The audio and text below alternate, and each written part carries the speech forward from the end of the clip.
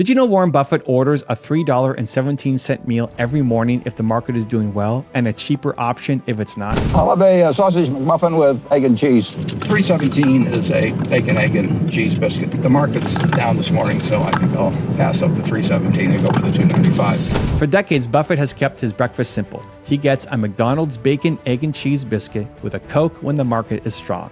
But when the market isn't doing well, he picks a cheaper breakfast like a small meal or just coffee. This is the McDonald's I go to frequently. So what do you have at McDonald's? Probably 3 times out of 4 I get a sausage McMuffin. Then at lunchtime I get a quarter pounder and fries.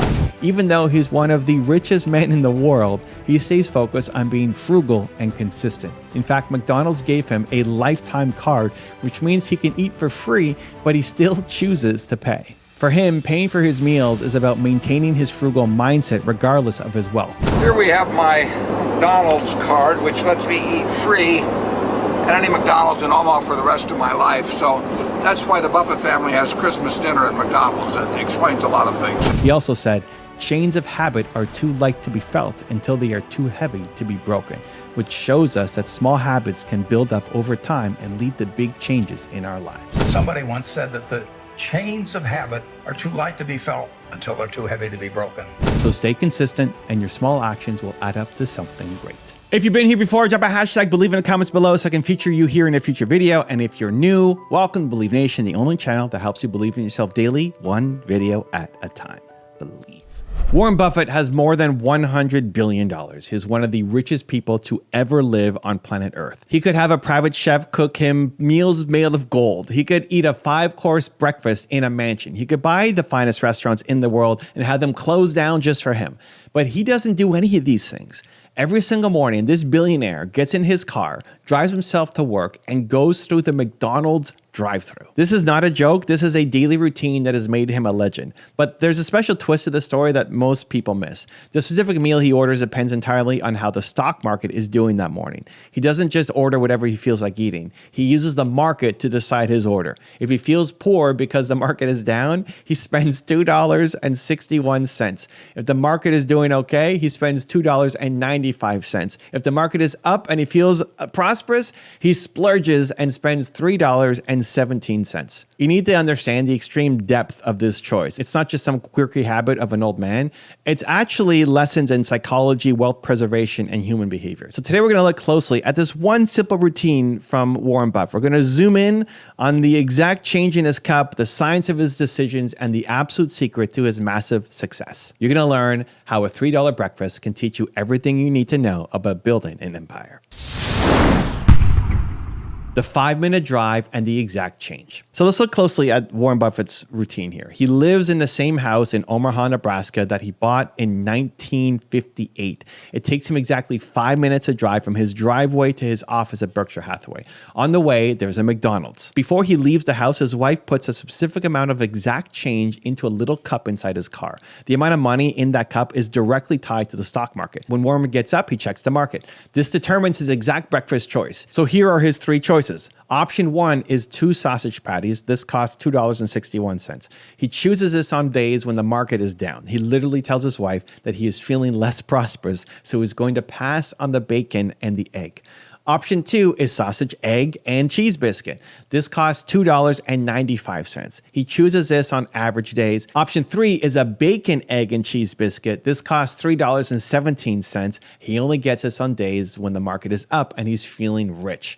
He takes the exact change from the cup, hands it to the person at the drive-thru window, gets his paper bag, pours himself a Coca-Cola, and goes to his desk. So think about the extreme level of discipline that this takes. He has enough money to buy the entire McDonald's corporation, but he refuses to spend an extra 56 cents on bacon if the stock market is having a bad day. He ties his daily consumption to the reality of his business. He doesn't let his massive overall wealth detach him from the daily reality of money. 56 cents means nothing to his bank account, but the habit of respecting 56 cents means absolutely everything to his mindset. When you're an entrepreneur, it's very easy to start making money and immediately change your lifestyle. You get a big client. So you buy a nicer car. You have a good lunch. So you start eating at expensive restaurants. You let your expenses rise to match your income. Warren Buffett does the exact opposite. He keeps his expenses flat and completely predictable. He anchors his physical reality to his business reality,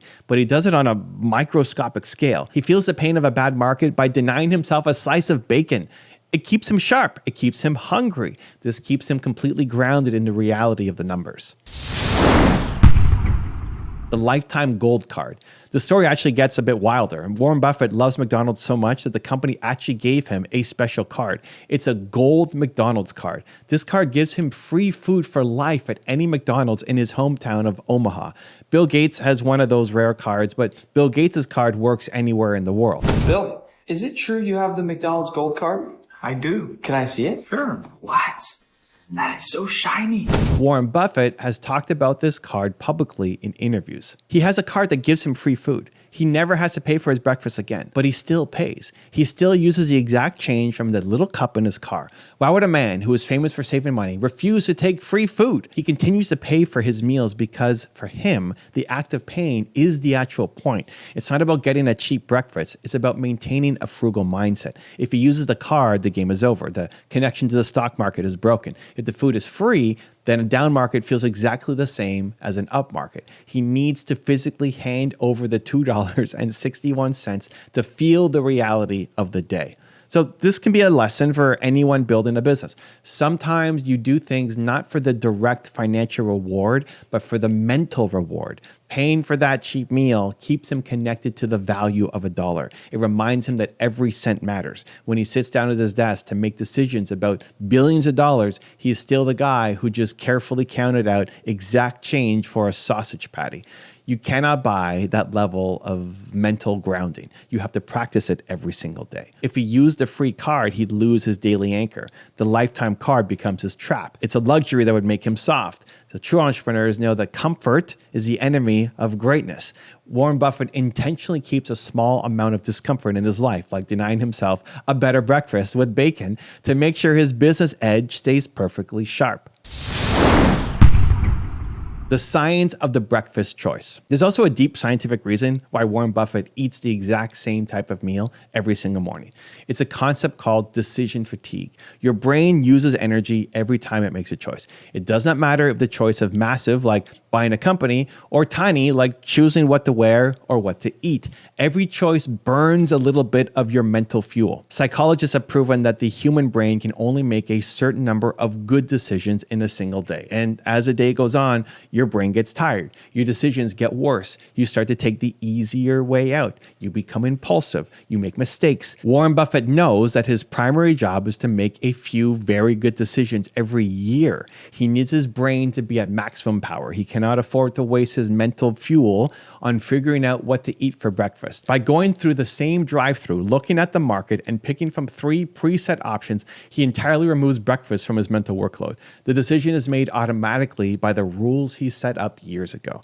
This is exactly why you see other highly successful people wearing the exact same clothes every day. They are protecting their brain energy. They are saving the decision-making power for the things that actually matter. So when you build a business, you're going to be hit with hundreds of questions every single day. Your team will need answers. Your customers will need help. If you exhaust your brain by making 50 random choices before you even get to your desk, you are going to fail. So look at your morning routine. Are you wasting energy deciding what to wear, what to eat, what podcast to listen to? You are leaking power daily. You need to systemize the small things so you can dominate the big things. Warren Buffett uses a paper bag from a drive-thru as a shield to protect his billionaire brain. You need to build your own shields. Also, if you want to take real action after this video, I made a free worksheet just for you. It covers the top lessons from today, gives you space to write your biggest takeaways, and helps you build a simple action plan. It's 100% free. Just click the link in the description to go grab it.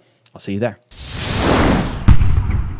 The heavy chains of habit. This entire morning routine perfectly illustrates one of Warren Buffett's most famous beliefs. He frequently says, chains of habit are too light to be felt until they are too heavy to be broken. Let's play that back again. Chains of habit are too light to be felt until they are too heavy to be broken. This is the absolute core of his success. The $3 breakfast is a tiny, light habit. On day 1, it means nothing. On day 10, it means nothing. But over 50 years, that specific habit has forged a mental chain of discipline that is completely unbreakable for him. People think that success is about making one giant, risky leap. They think it's about the one big trade or the viral video or the massive product launch. They're wrong. Success is actually about doing the boring, simple, disciplined things over and over again until it becomes a permanent part of who you are. When you start a new habit, it feels incredibly light. If you decide to wake up 30 minutes earlier to read a business book, that first morning is pretty easy. The habit feels light. But if you do it for 5 years, it becomes an unbreakable chain that physically changes the structure of your brain and of your life. The dangerous part is that this rule also applies to bad habits. If you have a habit of checking your phone the second you wake up, that feels very light. It doesn't seem like a big deal. But year after year, that habit becomes a heavy chain of distraction that destroys your focus and kills your dreams.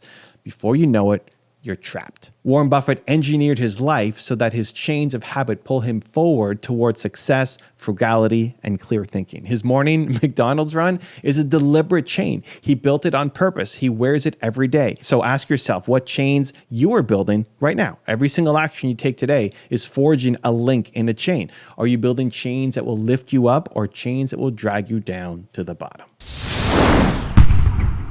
Lessons for entrepreneurs. You do not need to be a billionaire to use a McDonald's strategy. You don't even need to like fast food. The specific food doesn't matter at all. The underlying framework of the story is what you need to copy. So here are the exact lessons that you can pull from Warren Buffett's morning routine and how to apply them to your own entrepreneurial journey. Lesson number 1 is complete emotional detachment. The stock market goes up and down every single day. Most investors panic when it drops and celebrate when it rises. They let the market control their emotions. Warren Buffett does not panic. He simply changes his breakfast order. He takes a massive global financial event and shrinks it down to a missing piece of bacon. He processes the data, accepts the reality, and moves on with his day. When you are running a business, you are going to lose clients. You are going to face bad months. Your sales are going to drop. You cannot let those daily swings destroy your mental health. You have to find a way to acknowledge the loss without letting it ruin you. You need to build a system where a bad day just means you skip the metaphorical bacon, but you still show up to the office and do the work. You stay consistent regardless of the weather outside. Lesson number 2 is the true definition of wealth. Most people think wealth is about showing off. They want the expensive watch, the luxury car, or designer clothes so that other people will know that they have money.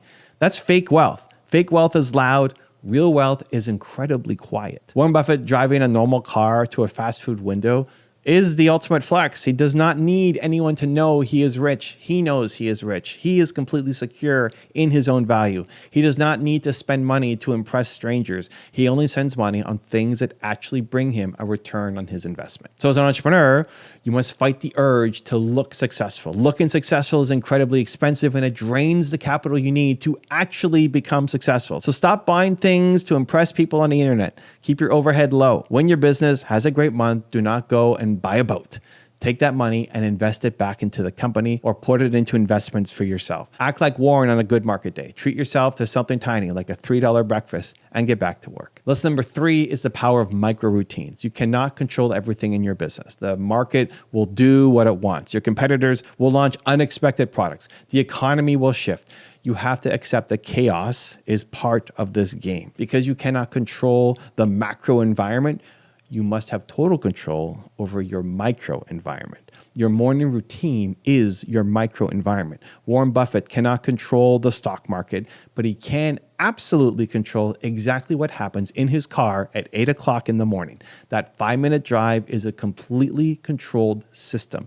It gives him a feeling of order and stability before he walks into a world of financial chaos. So, you can build your own controlled micro routine. Maybe it's drinking a glass of water and reading for 10 minutes before you check your email and react to the world. Maybe it's writing down your 3 biggest goals for the day while you make your coffee. My favorite is the Believe Walk. Get outside, spend 15 minutes for a walk outside and listen to something that makes you believe in yourself more. It doesn't need to be a complete 3-hour routine. It just needs to be a specific, predictable action that you can execute perfectly every single day. This simple routine gives you the psychological armor you need to handle the chaos of being a business owner.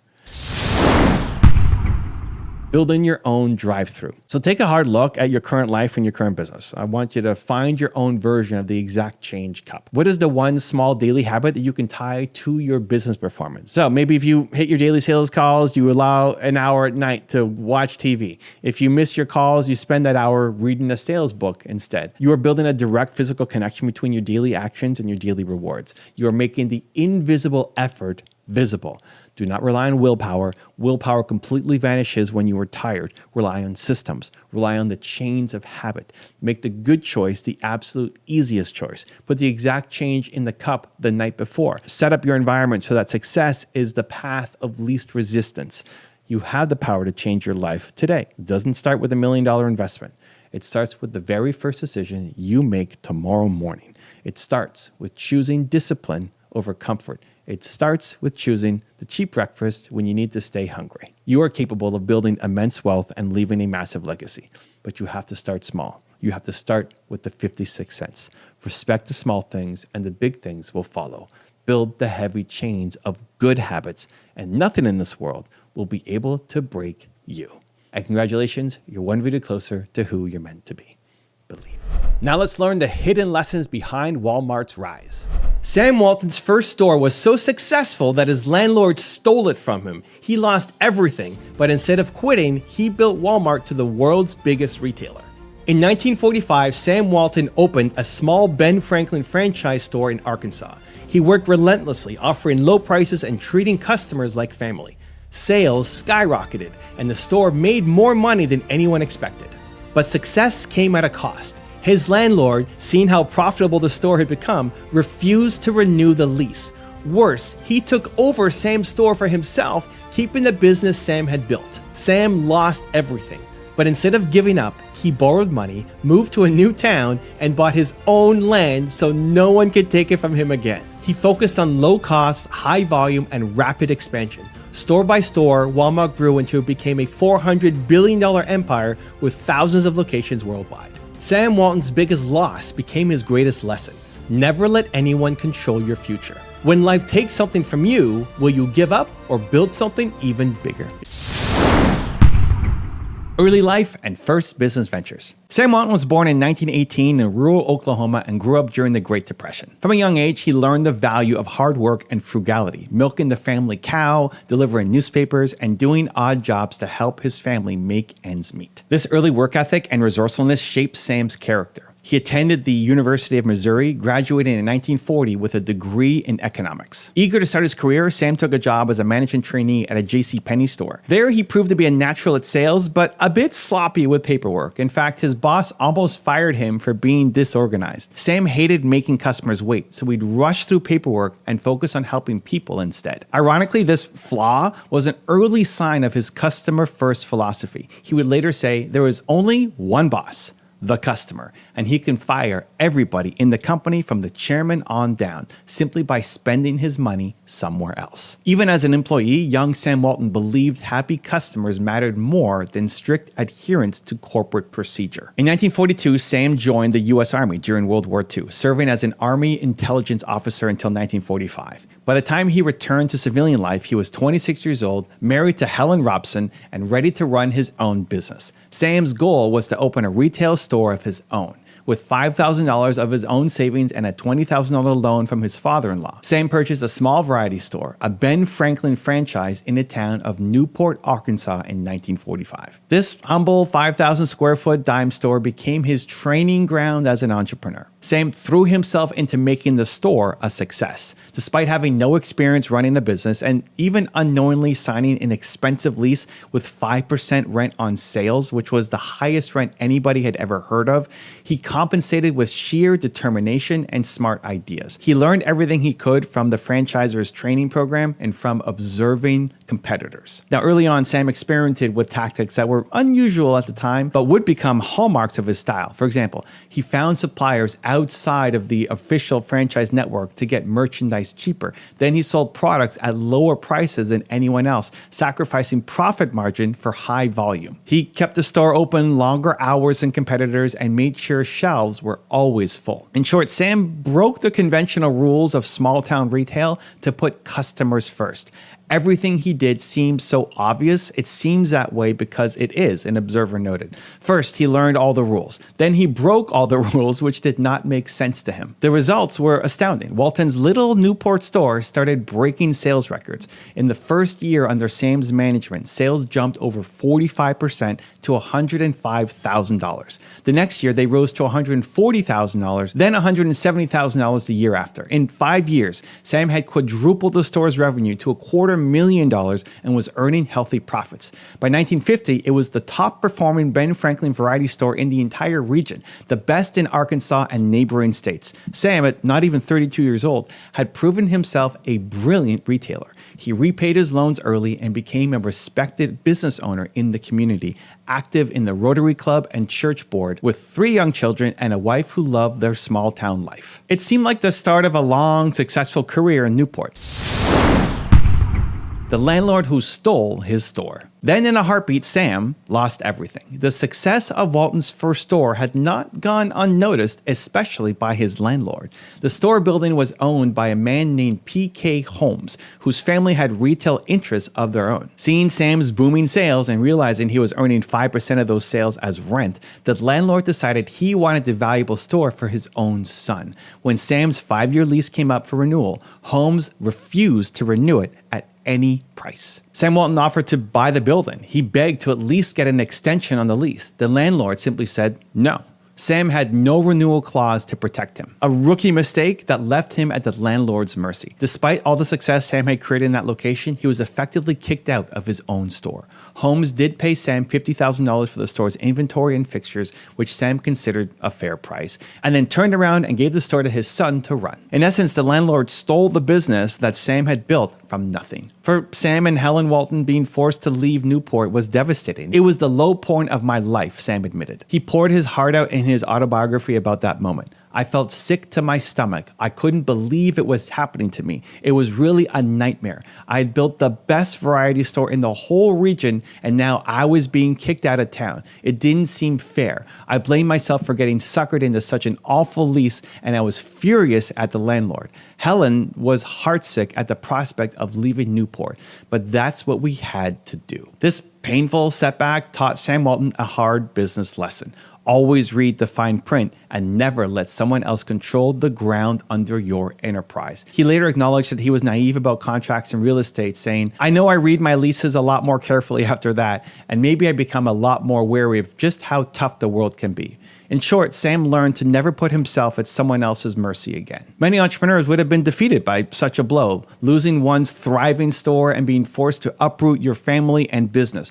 But Sam Walton was different. As hurt as he was, he refused to indulge in self-pity for very long. "I've never been one to dwell on reverses, and I didn't do so then," he said later. His optimism kicked in. Instead of giving up on retail, Sam decided to start over. This time, a little bit smarter. He was determined to find a new opportunity and make sure that no landlord could ever pull the rug from under him again.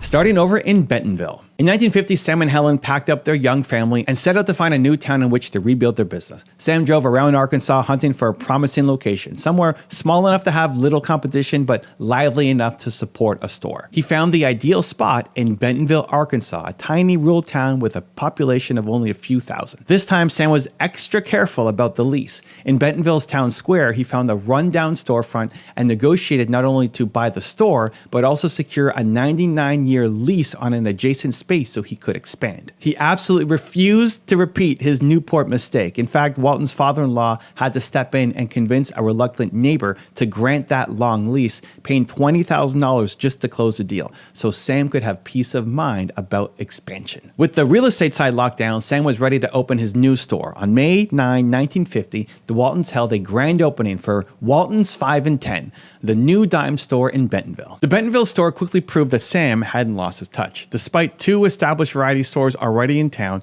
Walton's 5 and 10 undercut them all with consistently lower prices and friendlier service. Customers responded with enthusiasm. Many had never seen a store owner so committed to giving them bargains. Sales at the Bentonville store in its first full year jumped from $72,000 under their previous owner to $105,000, then kept growing to $140,000 and $175,000 in the following years. In fact, Bentonville's success mirrored Newport's. Sam had essentially replicated his earlier venture, but now he owned the store and had a secure lease. No one could take it away. But Sam Walton wasn't about to stop at one store. As he later said, maybe it was just my itch to do more business, and maybe too, I didn't want all my eggs in one basket. The 1950s saw Walton expanding steadily. He reinvested profits into buying more Ben Franklin franchise stores across Arkansas and neighboring states, often leveraging loans to grow. He even brought his younger brother, James Bud Walton, as a partner to help run the expanding enterprise. Sam also had an innovative approach to motivating store managers. He offered many of them a chance to invest in their own store for a share of the profits. This gave his managers a sense of ownership and drove them to work as hard as Sam did. By 1960, about a decade after the Newport fiasco,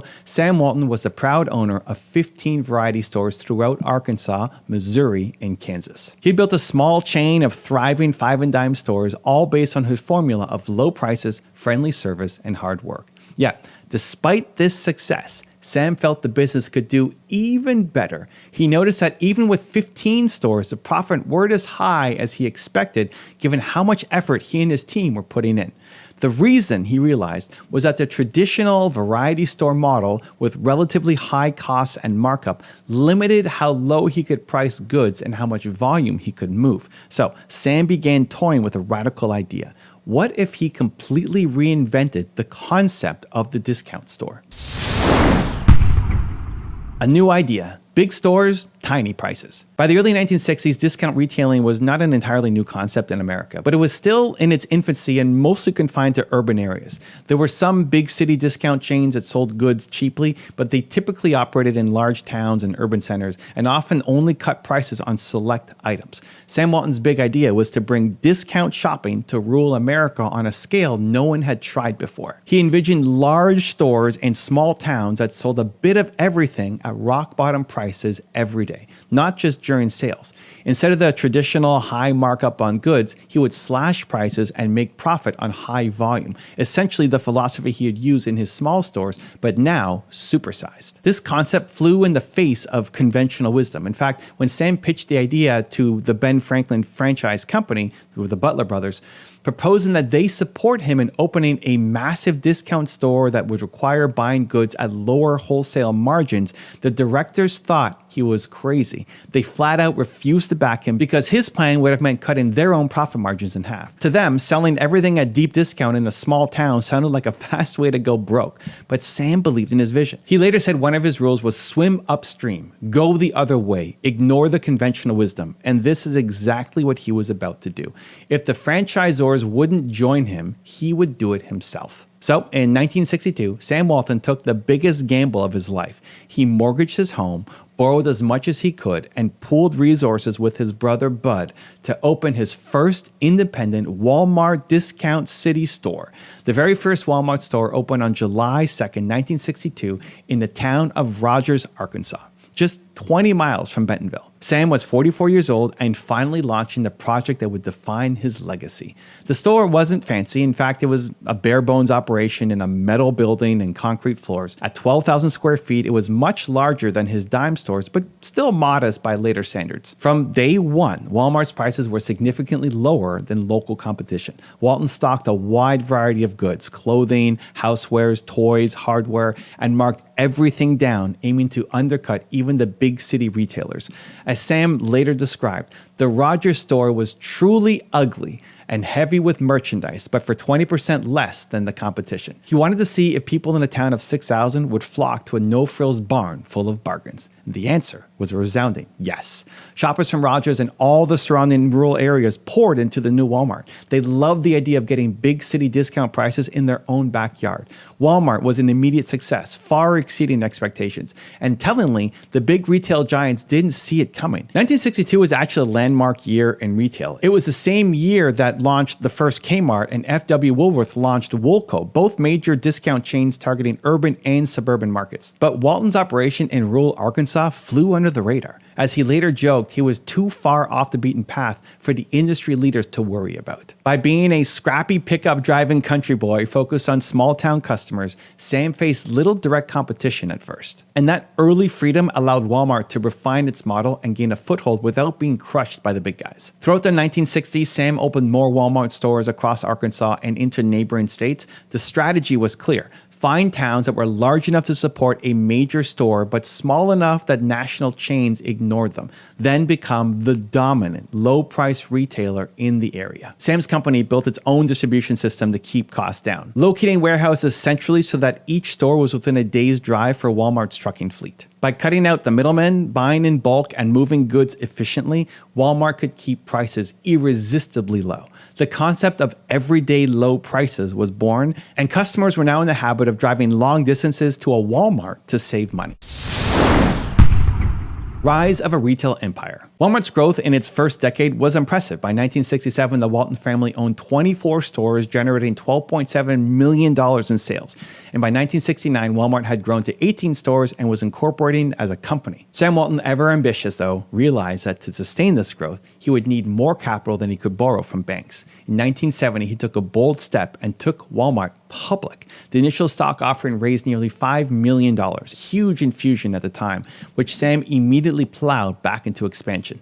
The Waltons still maintained majority control. Sam's family held about 61% of the shares even after the IPO, but now they had the cash to accelerate store openings. And accelerate they did. All through the 1970s, Walmart opened new stores at a blistering pace, spreading across the South and Midwest. Sam's strategy of saturating smaller markets before competitors arrived proved to be very effective. And from 1977 to 1985, Walmart exploded from 190 stores to 800 stores. By 1980, just 18 years after the first store opened, Walmart had 276 stores and was opening about 100 new stores per year. The once tiny Arkansas venture was now becoming a national powerhouse in retail.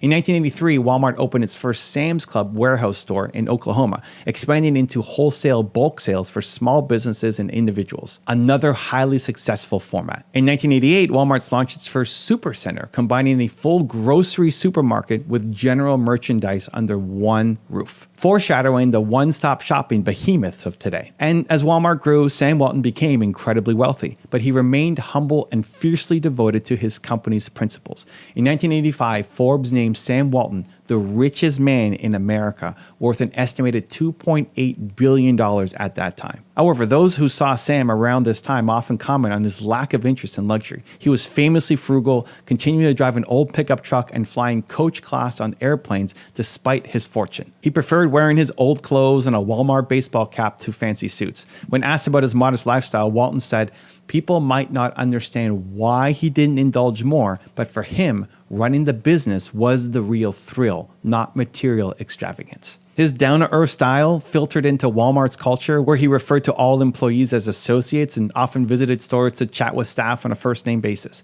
He even instituted a morning cheer, "Give me a W, A-L-M-A-R-T," that workers would do to build team spirit, a quirky tradition that continues in Walmart meetings. Sam also had a fun, competitive streak that endeared him to employees. One famous example, in the early 1980s, he made a bet with his executives that the company could not achieve a pre-tax profit margin of 8%. Confident they wouldn't hit that high mark, Sam promised that if they did, he'd do something outrageous.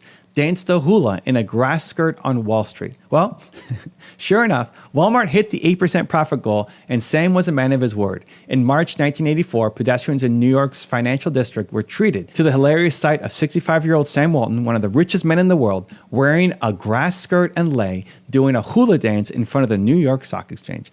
The event was even captured in a photograph and became part of Walmart's lore. This stunt showed that Sam never took himself too seriously. He was willing to embarrass himself a bit to celebrate his team's success. It also illustrated how much he cared about his associates meeting goals. He was genuinely delighted that they proved him wrong by achieving record profits. Meanwhile, Walmart's business triumphs continued. By 1987, Walmart had become the third largest retailer in the United States, behind only Sears and Kmart. The tide was turning in retail, and Walmart was leading the change of a new model.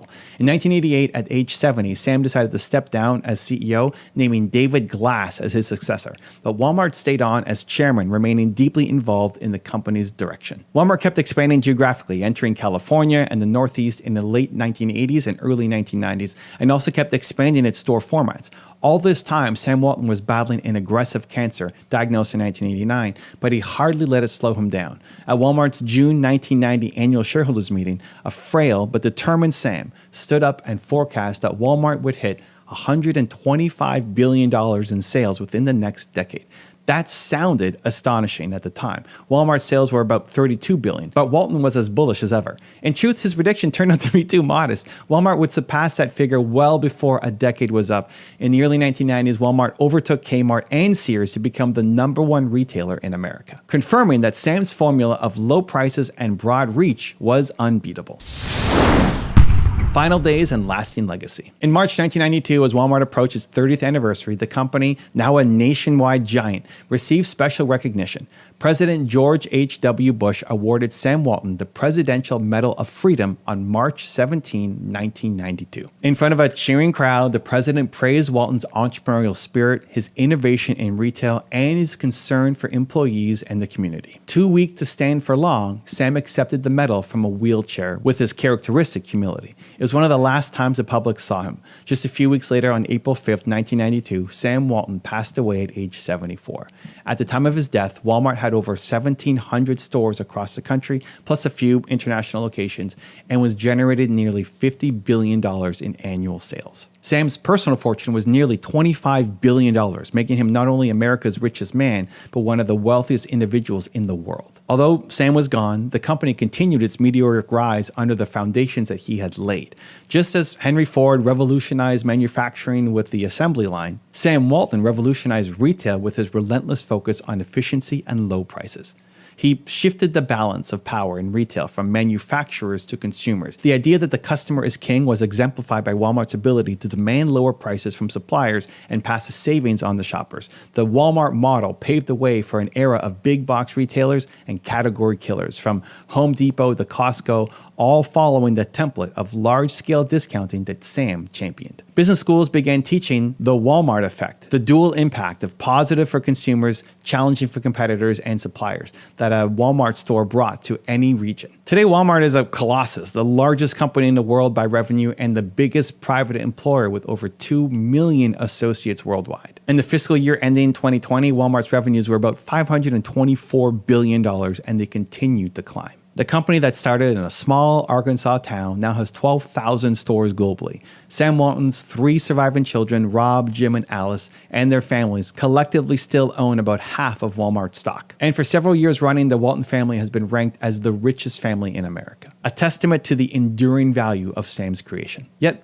beyond the numbers, Sam Walton's legacy is about more than just a retail chain. It's about a mindset. He demonstrated that treating customers well and never being complacent could shake up an entire industry. He proved that big dreams can start in small places, that a merchant in a town of 3,000 people could outthink and outwork the titans of retail. Sam also taught through his own life the importance of humility and continuous learning. He was known to visit competitor stores, even famously getting arrested in Mexico for crawling on a store floor to measure aisle width because he was benchmarking their own store layout, always looking for ideas to improve Walmart.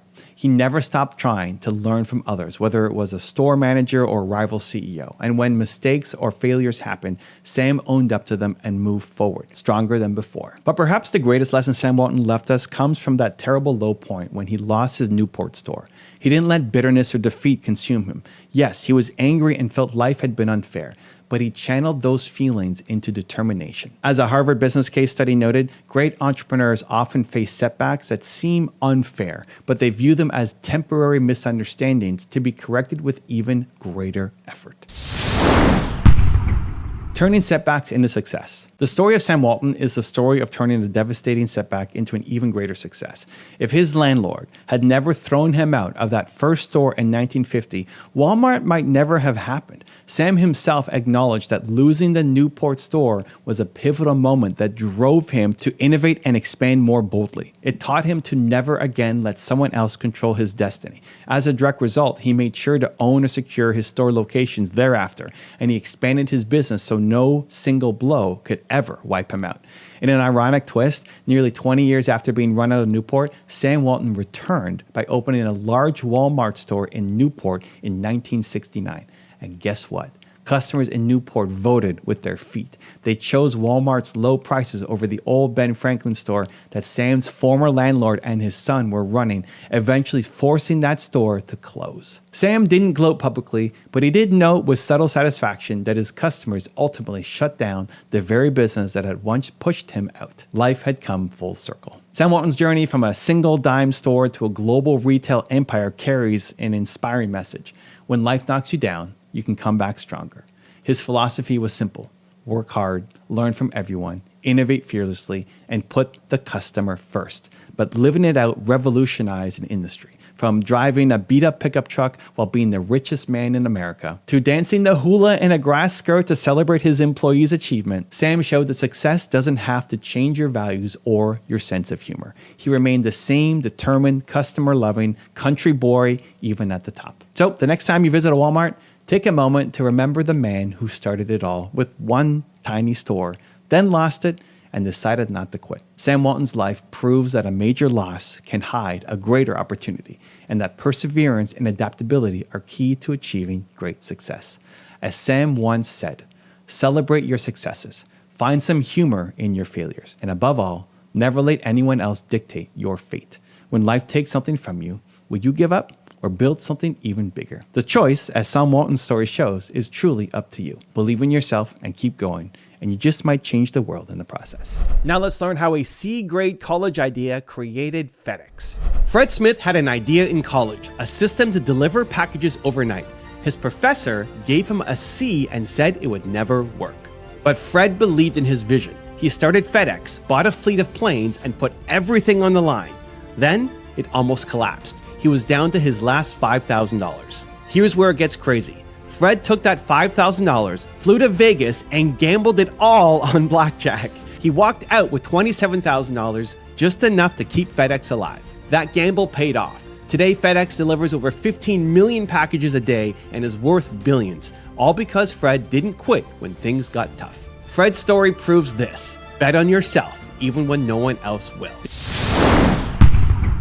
The college vision that earned the C. In 1965, a Yale undergraduate named Fred Smith had a bold idea for revolutionizing shipping. For an economics class, he wrote a term paper proposing a fast, integrated air-ground delivery network that could transport packages overnight anywhere in the country. His concept was essentially a hub-and-spoke system. One carrier would handle a package from pickup to final delivery, flying shipments to a central hub for sorting, and then sending them out to their destinations by air and truck. It was a radical idea at the time, so radical that according to legend, Smith's professor was unimpressed. The story goes that the paper received an average grade, a C, with the professor deeming the idea infeasible. Smith later said he didn't actually recall the exact grade, joking it was probably a C. But one thing was clear: his vision was met with skepticism, yet Fred Smith refused to discard his dream simply because others doubted it. This C-grade idea, doubted in the classroom, would soon launch an entirely new industry. From Vietnam to the birth of FedEx. Fred Smith's determination only grew after college. He served as a U.S. Marine Corps officer in Vietnam from 1966 to 1969, earning honors like the Silver Star and Purple Heart. Smith later credited the Marines with instilling in him the leadership and discipline needed to start a business, stating, "I do not believe I could have built FedEx without the skills I learned from the Marine Corps." His military experience taught him to stay calm under pressure and to strategize, qualities that would prove vital in his entrepreneurial journey. In 1971, a few years after returning from Vietnam, Fred Smith decided to put his Yale term paper plan into action. Using $4 million of his own inheritance and raising about $80 to $91 million in venture capital and loans, he founded Federal Express Corporation, FedEx, in Little Rock, Arkansas. Why Federal Express? Smith thought the name sounded like it served the whole country and might even appeal to the Federal Reserve, who were one of his target clients. Not long after, he moved the operation to Memphis, Tennessee, which offered a centrally located airport with favorable weather and plenty of hangar space. FedEx officially began operations on April 17, 1973. On that inaugural night, 14 small aircraft carried 186 packages to 25 U.S. cities. It was a modest start, but a proof of concept. Fred's overnight delivery network was finally real. In fact, the very first FedEx plane fleet consisted of Falcon 20 jets, one of which Smith affectionately named Wendy after his daughter. From the outset, FedEx marketed itself as an airline for packages only, highlighting its singular focus on speedy parcel delivery. In the early days, FedEx handled the entire journey of a package, from pickup by courier van to sorting at a central hub to transport via FedEx aircraft, a revolutionary integrated approach.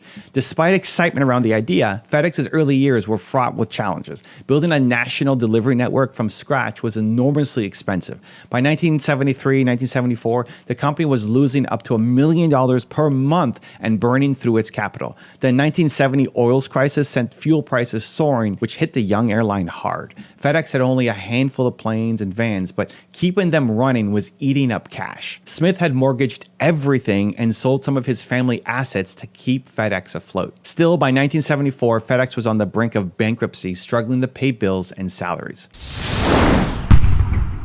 Early struggles. FedEx on the brink. Fred Smith's fledgling company nearly went under before it truly got going. In the first 2 years, rising fuel costs and operating expenses drove FedEx millions of dollars into debt. Smith had made ambitious growth plans, adding more cities and more planes each month, but the costs were outpacing revenue. By 1974, FedEx was in crisis mode. The company had dwindled to just $5,000 in the bank, barely enough to fuel its planes for a few days of operation. Desperate to raise funds, Smith pitched investors and even defense contractors General Dynamics for an infusion of capital, but he was turned down repeatedly. One rejection at a General Dynamics board meeting would set the stage for a legendary gamble, as we'll see shortly. FedEx had already taken extreme measures to stay alive. Pilots paid for fuel with personal credit cards, and some employees' paychecks went uncashed, all to keep the planes flying a little bit longer. These sacrifices underscore how much Fred and his team believed in the mission, but belief alone couldn't buy jet fuel. By mid-1974, bankruptcy was a very real possibility. Payroll was due, fuel suppliers were awaiting payment of a $24,000 fuel bill, and no new funding was in sight. It was during this low point that Fred Smith decided to take a truly unconventional step, one that would either buy FedEx a little more time or end the dream entirely. The Las Vegas gamble. With FedEx's last $5,000 literally in his hand, Fred Smith made a now legendary gamble. After being rejected by General Dynamics, he was stuck in Chicago's airport trying to get home to Memphis. Instead of flying back defeated, Smith impulsively flew to Las Vegas. His plan? Bet FedEx's remaining funds at the blackjack tables, a bold, some would say crazy, attempt to win money to pay the company's fuel bill. It was a do-or-die moment. At a Las Vegas casino, Smith put the fate of his company on the line with a flip of cards. In an astonishing turn of event, he turned that $5,000 into $27,000 by the time he left the blackjack table. This was enough to cover FedEx's $24,000 fuel bill and keep the planes running for at least one more week. When Roger Frock, FedEx's operations chief, learned what Smith had done, he was stunned. "You mean you took our last $5,000? How could you do that?" Frock asked. Smith shrugged and famously replied, "What difference does it make? Without the funds for the fuel, we couldn't have flown anyway." In other words, if FedEx was going down, he had nothing left to lose by betting it all. Smith later joked that no MBA would recommend gambling as a financing strategy, but in this case, sometimes it pays to be a little crazy early in your career. That infusion of $27,000 was not a permanent fix to FedEx's problems. It bought mere days of operation, but it proved to be the omen and spark of hope that Fred Smith needed. With renewed determination, he used that time to seek out new investors. Smith told his team that if we're going to go down, we were going to go down fighting. He refused to quit when so many employees and partners had put their faith in him. And his tenacity paid off. Not long after the Vegas trip, Smith convinced investors to inject another $11 million in capital, providing a much-needed lifeline for him. By 1976, FedEx was on more stable footing and turned its first profit of $3.6 million. Fred Smith's crazy gamble has since become a bit of Silicon Valley lore, an example of extreme commitment to one's vision. Had that weekend in Las Vegas gone differently, FedEx might not exist today. But fortune favored Smith's audacity. The win gave FedEx a second chance, and Fred made sure to capitalize on it. Turning point and rapid growth. After surviving the 1970 scare, FedEx began to soar. With new funding in hand, Smith and his team aggressively expanded the business. They launched a direct mail advertising campaign to build brand awareness and keep improving efficiency. In 1975, FedEx introduced its first drop boxes, allowing customers to deposit packages after hours for next day pickup. By 1976, daily package volume had grown to around 19,000, and the company was consistently profitable. One of the biggest catalysts for FedEx's growth was a change in federal law. In 1977, Congress deregulated the air cargo industry, was Public Law 95-163, lifting restrictions on routes and aircraft for freight airlines. This was a game changer. Fred Smith, who had lobbied hard for deregulation, wasted no time. As soon as the law allowed, FedEx acquired 7 Boeing 727 jets, much larger planes than its small Falcons, enabling it to carry more cargo farther and faster. In 1978, FedEx went public on the New York Stock Exchange, raising additional capital. The company then launched Cosmos, a computerized tracking and logistics management system that was pioneering for its time. What it did was allow FedEx to monitor packages and trucks and weather in real time. And this emphasis on technology would become a FedEx hallmark. By the early 1980s, the numbers told an incredible story. Federal Express became the first American company to achieve $1 billion in revenues within 10 years of startup without mergers or acquisition. That milestone, reached in 1983, underscored how quickly FedEx's service had gained traction. Virtually overnight, pun intended, Fred Smith had created not just a company, but an entire new market segment. Overnight, time-guaranteed package delivery. An often overlooked aspect of FedEx's success was Smith's eye for marketing and branding. In 1978, FedEx introduced what would become one of the most famous advertising slogans ever, when it absolutely, positively has to be there overnight. This bold promise was more than just an ad. It was a guarantee that set FedEx apart from any competitor. Smith poured resources into promoting the slogan, even airing a memorable, fast-paced TV commercial featuring a rapid-talking actor to drive home the point that FedEx meant speed. He wasn't just selling delivery, he was selling certainty. That marketing genius built tremendous trust in the FedEx brand. Customers came to believe that if you absolutely, positively needed to get a package somewhere overnight, FedEx was the only way. Smith's focus on brand promise created loyal customers and fueled word-of-mouth growth. By the end of the 1980s, FedEx had firmly established itself as a leader in express shipping. It opened a super hub in Memphis, which was a massive sorting facility that became the central nerve of FedEx's network in 1981. The company also expanded internationally. It started servicing Canada in 1981 and in Asia and Europe in the years soon after. Under Smith's leadership, FedEx continued to innovate. They developed handheld barcode scanners for tracking. They established real-time dispatch systems for couriers, and they constantly improved logistic algorithms. Each innovation further improved their speed or reliability, widening FedEx's competitive moat.